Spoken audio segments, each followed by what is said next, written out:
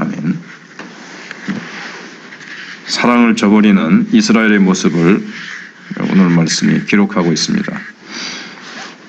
이스라엘 백성은 사랑으로 누리는 유익에 눈이 팔려서 사랑의 근본이신 하나님을 떠나갈 수 있음을 오늘 보여줍니다. 사랑하시는 하나님께 우리는 무엇을 구하고 있는가? 복을 구하는가? 아니면 하나님 그분을 구하는가? 이것을 우리가 이제 생각해 봐야 되겠습니다. 우리가 동남풍이 불고 서북풍이 불어도 형통할 때나 고난의 때에나 우리는 오직 우리가 모든 향기를 오직 하나님께만 올려드려야 되는데 이스라엘 백성들은 그러하지를 못했습니다. 고난의 때는 원망불평하고 또 잘 먹고 잘 살게 될 때는 또 하나님을 잊어버리고, 그래서 그들은 하나님을 향한 이 신앙 고백이 없어도 너무 없었습니다. 은혜로 주어진 이 가나안의 풍요에 눈이 멀어서 하나님만 섬기기로 한 언약을 너무나도 쉽사리 저버리는 이스라엘이 우리에게 무엇을 가르쳐 줄까요? 먼저는 신선한 우상들의 모습을 오늘 본문 앞에서 보여주고 있습니다. 가나안의 우상들을 보니까 참, 또 만져보니까 참 신선하고 참 그들에게는 새로웠을 겁니다. 놀라웠을 겁니다. 광야에서 구름 기둥으로 인도하신 하나님은 뭔가 좀 희미한 거죠. 선명하게 보이질 않았던 겁니다. 근데 가나안의 이 거짓신들, 우상들은 눈에 보이고 만져지고 현실적으로 눈앞에 볼 때 보암직하고 먹음직하고 자기네들을 어떻게 해줄 것 같은 이런 새로운 거란 말이에요. 그러니까 그 어떤 시선이 거기에 따라서 갔던 겁니다. 새로움이 주는 기쁨이 금세 공허해진다는 것을 이들은 몰랐던 거죠. 참된 기쁨은 하나님을 잘 섬기되 주님을 헌신적으로 따를 때 우리에게 참된 기쁨이 있다는 것을 이 이스라엘 백성들이 몰랐던 겁니다. 편하게 그냥 아무런 말씀도 주시지 않고 나의 죄악에 대해서 지적도 하지 않는 이 우상을 섬기니까 뭔가 새롭고 여호와 하나님과 다른데 뭔가 그들에게는 참 영적인 분별력이 없어서 그 어리석게 따라갔던 겁니다. 그런데 하나님께서는 진노하십니다. 노예였던 이스라엘 백성들을 보배로운 백성으로 택하사 제사장 민족으로 그렇게 사랑을 그렇게 부어주셨는데 그렇게 쉽사리 그 하나님의 놀라운 은혜의 사랑을 저버리는 그 이스라엘을 보시는 하나님의 마음이 얼마나 아프셨겠습니까?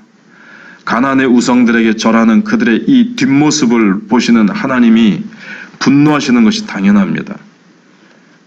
본문은 하나님께서 반드시 그들의 죄악에 대해서 우리가 자녀가 참 이 깡패 같은 집단에 그게가 좋아가지고 거기에 들어가서 같이 도적질하고 다른 사람을 때리고 잘못된 길로 자녀가 막 달려갈 때 내 자녀가 저렇게 대단히 그 안타까움 속에서 얼마나 그러니까 이 분노가 이 사랑의 분노죠. 사실 사랑에서 오는 분노입니다.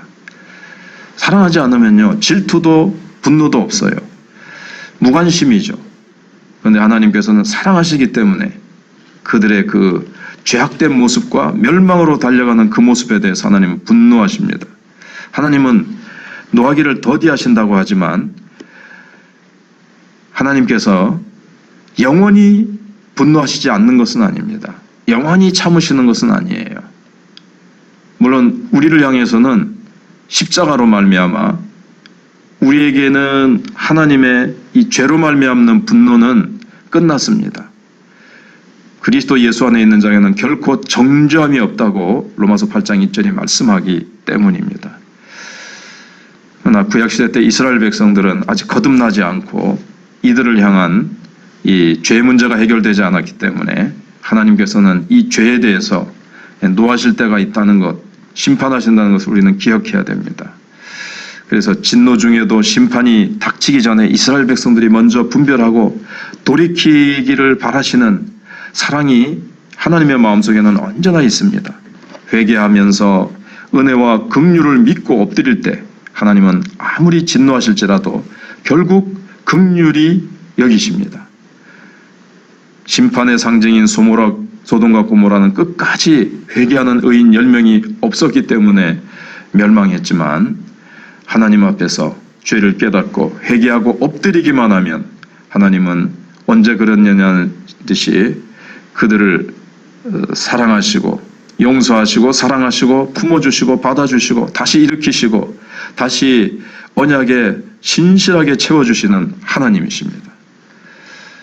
그래서 분별력이 없으면 세상이 요청하는 대로 요구하는 대로 타협하고 흘러 떠내려가면서 세상에 분주하게 끌려다니는 바람에 나태함에 빠져서 기도하지 아니하고 하나님 앞에 나오지 아니하고 하나님 앞에 부르짖지 아니하여 하나님과의 관계가 멀어지다 하나님의 하늘문을 열고 부어주시는 그 사랑과 은혜를 잊어버리고 그냥 눈앞에 보이는 세상 부요에 깊이 푹 빠져가지고 그냥 영적으로 나태해지고 넘어지고 마는 것입니다.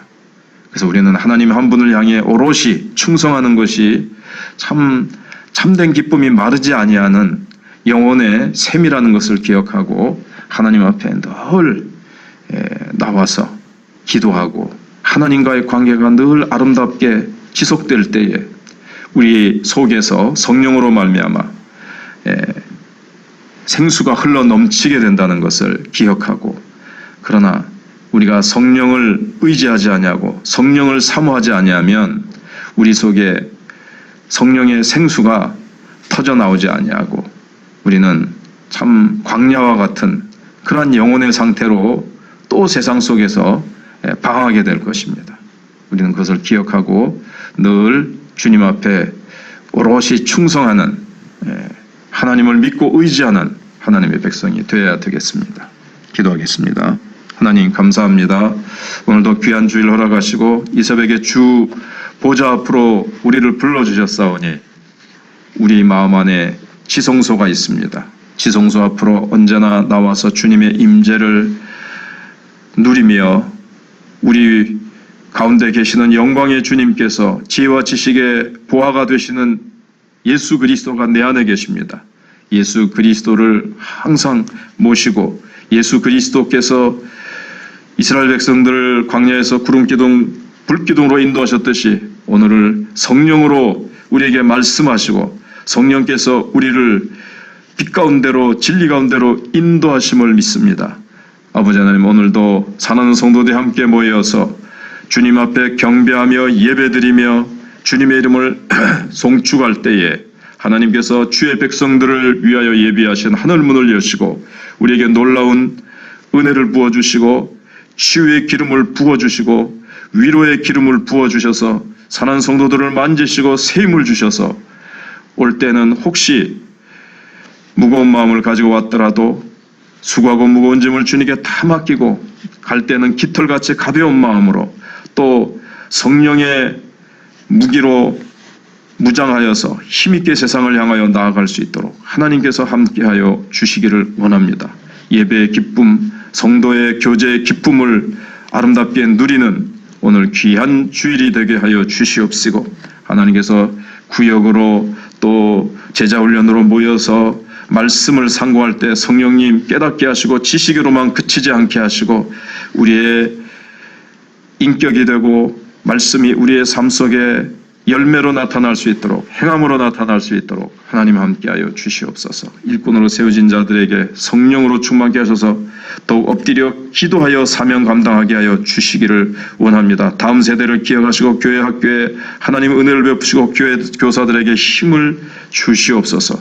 계속해서 전도의 문이 열리고 축복의 문이 열리고 하나님 사랑하는 성도들이 삶 속에서 승리하며 간증자들, 승리자들, 아버지 하나님 일꾼들 계속 일어설 수 있도록 우리 마천교회 하나님의 성령께서 기름 부으시고 은혜를 베풀어 주시옵소서. 예수님의 이름으로 기도하옵나이다. 아멘. 기도하시다.